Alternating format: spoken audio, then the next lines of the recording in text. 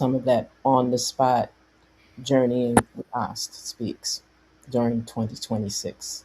And like I said, making sure that it shows economic drivers of how we can have resources in doing this stuff. Because I think most of us like travel, but we tend to worry about the cost of travel. So if you have a business in travel, then the cost wouldn't be a problem because every time you travel, you're making your money back. It should be good. All right. Chavita. Well, 2026, this season is basically still going to be faith aligned with what God has told me to do because that's what He has already put in my spirit. Because my guests that have already booked for season 4 is God's people. They've already reached out, they've already said what their plans are. So it's faith based, but I did a couple of shows where we talked about neurodivergent people. And I've been seeing a lot of, that more so than anything.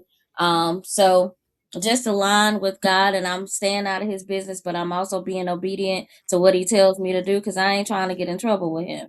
I'm staying focused and staying in alignment with what he tells me to do because I ain't trying to get no trouble. I don't want no whooping. I don't want no timeouts or nothing like that I ain't supposed to be in. So I'm being obedient and stay in the course because I ain't got time for nothing else. So that I is know what that's right. season 2026 is going to be for me. Staying in alignment, staying faith based, and in course with what he tells me to do. So any stories that people have with overcoming anything, because that is what we do in life. There'll be a storm that we'll have to overcome at some point in this journey of 2026. And to get there, you had to go through something. And how you overcame that is the blueprint for somebody else. And somebody else is going to need to hear that story of how you got over. So your triumph is the victory for someone else.